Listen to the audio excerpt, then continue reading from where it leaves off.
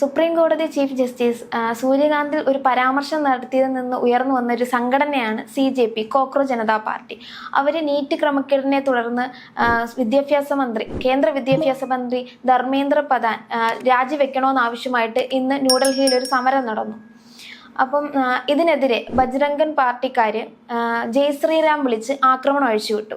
അപ്പം ഈ ചെറിയ കൂട്ടായ്മയെ ഇവർക്ക് ഭയമാണെന്നാണോ ഇതിലൂടെ കാണിക്കുന്നത്?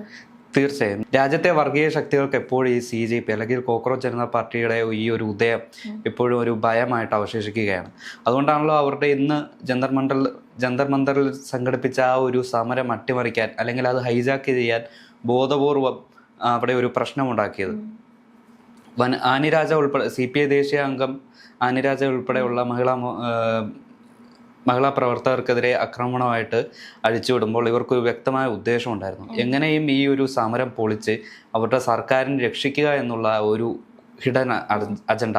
അതാണ് ഇന്ന് ഡൽഹി ജന്തർ മന്ദറിലെ ആ ഒരു പരസ്യ പ്രതിഷേധത്തിനിടെ നമ്മൾ കണ്ടത്. അതുമാത്രമല്ല, ഇവർ രാജ്യത്തിനെതിരെ പ്രവർത്തിക്കുന്നു എന്ന രീതിയിൽ അല്ലെങ്കിൽ രാജ്യദ്രോഹികളാണ് എന്ന രീതിയിലാണ് ഈ ഒരു ബജറംഗ് ദൾ അല്ലെങ്കിൽ RS പ്രവർത്തകർ ഈ ഒരു നറേറ്റീവ് കൊടുത്തിരിക്കുന്നത്. ശരിക്കും എത്ര ഒരു 10,000-ഓളം രാജ്യദ്രോഹികൾ ആണ് അവരുടെ നെറേറ്റീവ് പ്രകാരം, അല്ലെങ്കിൽ അവർ പറയുന്ന പ്രകാരം 10,000 അല്ലെങ്കിൽ അതിൽ ഇരട്ടി രാജ്യദ്രോഹികൾ ആണ് അവിടെ ആ ഒരു പ്രതിഷേധത്തിൽ പങ്കെടുത്തത്. കാരണം അവർക്കെതിരെ പറയുന്നവരെല്ലാം രാജ്യദ്രോഹികളാണല്ലോ. അവർ പാകിസ്ഥാനിലേക്ക് പോട്ടെ, അല്ലെങ്കിൽ ഇത് ഞങ്ങളുടെ ഹിന്ദു രാജ്യമാണ്, ഇവർക്ക് ഞങ്ങൾ പറയുന്നത് കേട്ട് ജീവിച്ചാൽ കൊള്ളാം എന്നുള്ള ഒരു രീതിയിലുള്ള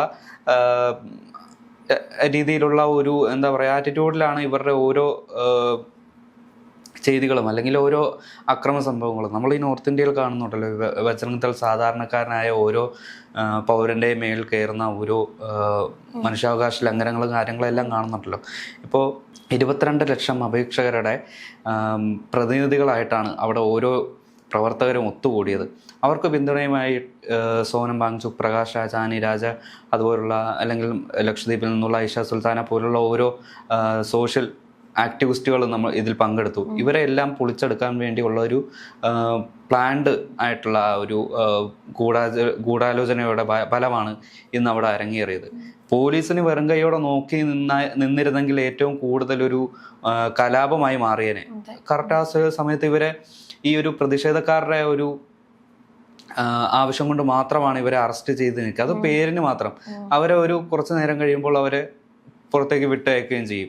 കാരണം ഈ ഒരു സമരം ഹൈജാക്ക് ചെയ്യേണ്ടത് കേന്ദ്ര സർക്കാരിൻ്റെ കൂടി ആവശ്യമാണ്. നമുക്കറിയാം, നമ്മൾ ഇന്ന് വീഡിയോ കണ്ടപ്പോൾ തന്നെ ഒരുപാട് പോലീസുകാരും ഒക്കെ സുരക്ഷ അവിടെ ഉണ്ടായിരുന്നു. അവിടെ സ്കാൻ ചെയ്തൊക്കെയായിരുന്നു ഓരോരുത്തർ അകത്തോട്ട് വിട്ടിരുന്നതും. എന്നിട്ടും ഈ പ്രതിഷേധക്കാർ അകത്തേക്ക് കയറി. അങ്ങനെയാണെങ്കിൽ ഇതിനും പിന്നിൽ ഈ ചെറിയ പാർട്ടി മാത്രമല്ല, ഏതോ വലിയ സപ്പോർട്ട്, ഒരു മുതിർന്ന നേതാക്കളുടെ സപ്പോർട്ട് തന്നെ ഉണ്ടെന്ന് തോന്നുന്നില്ലേ? അതെ, അതല്ല ഞാൻ മുമ്പ് പറഞ്ഞത്. സോനം വാങ്ചുക് പോലുള്ള ഓരോ ആക്ടിവിസ്റ്റുകളുടെ അല്ലെങ്കിൽ പ്രകാശ് രാജ് പോലുള്ള ആക്ടിവിസ്റ്റുകളുടെ ഓരോ പിന്തുണയും ഇവർക്ക് കൂടുതൽ ശക്തിയാകുകയാണ്. അത് മാത്രമല്ല, കഴിഞ്ഞ ഒരു 1.5-2 വർഷം മുമ്പ് അവിടെ ഒരു ഡൽഹിയിലുണ്ടായ ഒരു പ്രതിഷേധത്തിനിടെ ഒരു യുവാവ് പരസ്യമായിട്ട് എല്ലാവർക്കും നേരെ നിറയൊഴിച്ചൊരു സംഭവം ഓർമ്മയുണ്ടാവും.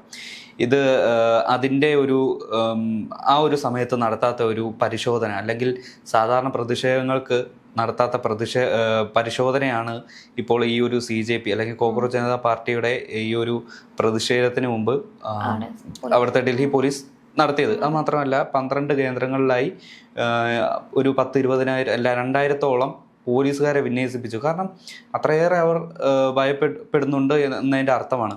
അതേസമയം ഈ ധർമ്മേന്ദ്ര പ്രധാൻ, അതായത് കേന്ദ്ര വിദ്യാഭ്യാസ മന്ത്രി, ഈ ഒരു CBSE അല്ലെങ്കിൽ നീറ്റ് പരീക്ഷ ചോർച്ച വന്നിട്ടും ആരോപണ വിധേയനായി നിൽക്കുന്ന അല്ലെങ്കിൽ വിമർശനത്തിന് മുന്നിൽ നിൽക്കുന്ന ആ ഒരു മന്ത്രിയെ കൈവിടാൻ പ്രധാനമന്ത്രി നരേന്ദ്രമോദി തയ്യാറാവുന്നില്ല.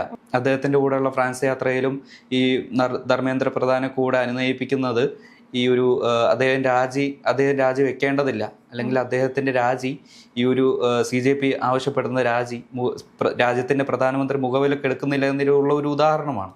നമുക്കറിയാം ഈ കോക്രോച്ച് ജനതാ പാർട്ടി യുവാക്കൾക്ക് വേണ്ടി യുവാക്കളായിട്ട് തുടങ്ങി വെച്ച വലിയ പാർട്ടിയുടെ സപ്പോർട്ടോ ഒന്നും ഇല്ലാതെ തുടങ്ങിയ ഒരു ചെറിയ പാർട്ടി, ഒരു സംഘടനയായിരുന്നു. പക്ഷേ ഇന്നിപ്പോൾ ചേട്ടൻ പറഞ്ഞ പോലെ ആനി രാജ, പ്രകാശ് രാജ് പോലെയുള്ള മുതിർന്ന നേതാക്കൾ ഇതിനെ സപ്പോർട്ട് ചെയ്ത് വന്നിട്ടുണ്ട്. അപ്പോൾ യുവാക്കളോടൊപ്പം തന്നെ മുതിർന്ന നേതാക്കളും മുതിർന്ന ആക്ടിവിസ്റ്റുകളും ഒക്കെ ഈ കേന്ദ്ര സർക്കാരിൻ്റെ, അതായത് ഭരണത്തോടുള്ള എതിർപ്പാണ് നമ്മളിപ്പോൾ കാണുന്നത്. അപ്പോൾ ഇതിനെതിരെ സംസാരിക്കാനോ ഇതിനെപ്പറ്റി കാര്യങ്ങളൊന്നും ചെയ്യാനോ പ്രധാനമന്ത്രി ഒന്നും മുന്നോട്ട് വരുന്നില്ല. അപ്പം ഇവർക്കിത് മനസ്സിലായിക്കൂടെ? ഈ ചെറിയ യുവാക്കൾ മുതൽ മുതിർന്നവർ വരെ ഇതിനെതിരെയാണ്. ഇവരുടെ ഭരണം മാറ്റണം, ചിന്തിക്കണോ എന്നൊന്നും ചിന്തിക്കാനുള്ളത് ഒരിക്കലുമില്ല. അതൊരിക്കലും പ്രതീക്ഷിക്കരുത്. കാരണം നമ്മുടെ രാജ്യത്ത് ഒരു വിലവർധനവ് അല്ലെങ്കിൽ സാമ്പത്തിക പ്രതിസന്ധി വന്നപ്പോൾ മുണ്ട് മുറുക്കി എടുത്തോ മക്കളെ എന്ന് പറഞ്ഞ പ്രധാനമന്ത്രിയാണ് നമ്മുടെ രാജ്യത്തുള്ളത്.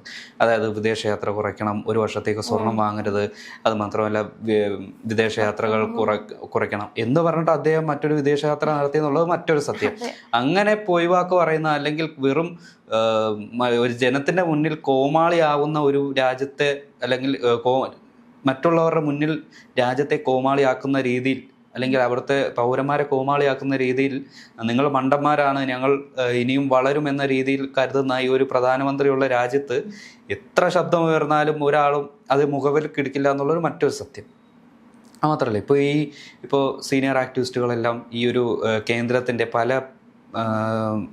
പല തീരുമാനങ്ങൾക്കെതിരെ പരസ്യമായിട്ട് വന്നവരാണ്. അപ്പോൾ ഈ ഒരു യുവാക്കൾ മുന്നിൽ നിൽക്കുമ്പോൾ അവർക്ക് ശക്തി പകരേണ്ടത് ഇവരുടെ ഉത്തരവാദിത്തമാണ്. അതായത് സീനിയർ സിറ്റിസൻ്റെ അല്ലെങ്കിൽ മുതിർന്ന പൗരന്മാരുടെ ഉത്തരവാദിത്തമാണ്. അതാണ് നമ്മുടെ ഈ ആനി രാജ പോലുള്ള സീനിയർ സിറ്റിസൺ അല്ലെങ്കിൽ മുതിർന്ന പൗരന്മാർ ചെയ്യുന്നത്. അത് ഈ ഒരു കോക്രോച്ച് ജനതാ പാർട്ടിയിലെ ഓരോ അംഗത്തിനും അതൊരു അവരുടെ ആത്മവിശ്വാസത്തിന് ഏറ്റവും കൂടുതൽ ബൂസ്റ്റ് പകരുന്നതാണ്. അപ്പോൾ ഈ നീറ്റ് പരീക്ഷ ക്രമക്കേടിൽ വിദ്യാഭ്യാസ മന്ത്രി രാജിവെക്കണമെന്നുള്ളതൊരു ന്യായമായ ആവശ്യമല്ലേ? തീർച്ചയായും. പക്ഷേ ഇതിലും വലിയ അഴിമതി കാണിച്ചിട്ടുള്ളവരൊന്നും ഇതുവരെ രാജിവെച്ച ചരിത്രമുണ്ടോ? ഏതെങ്കിലും ഒരു രാഷ്ട്രീയക്കാരൻ അഴിമതി ആരോപണത്തിൽ രാജിവെച്ചതായിട്ട് കേട്ടിട്ടുണ്ടോ? അതും BJP ഗവൺമെന്റ് ഇല്ല. ഇപ്പോൾ 10-15 വർഷത്തോളം അതിൽ 10 വർഷത്തിന് മേളിലായി ഈ NDA സർക്കാർ, അതായത് നരേന്ദ്രമോദിയുടെ നേതൃത്വത്തിലുള്ള സർക്കാർ, ഇത് ഭൂരിഭാഗം മന്ത്രിമാരുടെ പേരിലും അഴിമതി അല്ലെങ്കിൽ അതുപോലത്തെ ഓരോ സ്വജനപക്ഷപാതത്തിൻ്റെ പേരിലുള്ള അല്ലെങ്കിൽ സത്യപ്രതിജ്ഞ ലംഘനപരമായിട്ടുള്ള ഒരുപാട് വിവാദങ്ങൾ ഉയർന്നു വന്നിട്ടുണ്ടെങ്കിൽ ഏതെങ്കിലും ഒരു മന്ത്രി സ്വയം തിരുത്താനോ അല്ലെങ്കിൽ രാജിവെക്കാനോ തയ്യാറായിട്ടുണ്ടോ? ഇല്ല. കാരണം അവർക്ക് ഭരണഘടന അല്ലെങ്കിൽ സത്യപ്രതിജ്ഞ എന്നുള്ളത് വെറും പ്രൊസീജിയർ മാത്രമാണ്. ഭരണഘടനയെ ലംഘിച്ച് ഏറ്റവും കൂടുതൽ അധികാരം നടത്തുന്നവന്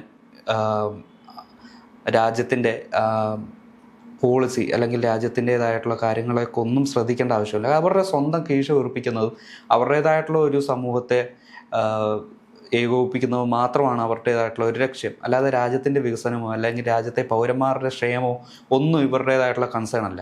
പക്ഷേ ഇതുപോലുള്ള യുവാക്കൾ ഇനി മുന്നിട്ടിറങ്ങി വന്നാൽ എന്തെങ്കിലും ഒരു മാറ്റം സംഭവിക്കാനുള്ള ചാൻസ് ഉണ്ടോ?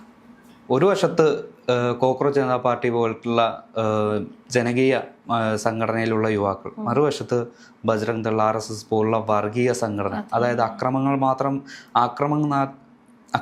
നടത്താൻ വേണ്ടി മാത്രം മുന്നിട്ടിറങ്ങുന്ന ഒരു പറ്റം യുവാക്കൾ. ഈ രണ്ട് ചേരിയിൽ യുവാക്കൾ നിൽക്കും തോറും ഈ രാജ്യത്തൊരു നല്ലൊരു മൂവ്മെൻ്റ് ഉണ്ടാവാൻ യുവത്വം ഒന്നിക്കണം. ഇല്ലാത്ത പക്ഷം നമ്മുടെ രാജ്യത്ത് യാതൊരുവിധ മൂവ്മെൻറ്റും അല്ലെങ്കിൽ രാജ്യത്തിന് ഗുണകരമാവുന്ന രീതിയിലുള്ള ഒരു മുന്നേറ്റവും അത് സാധ്യമാവില്ല.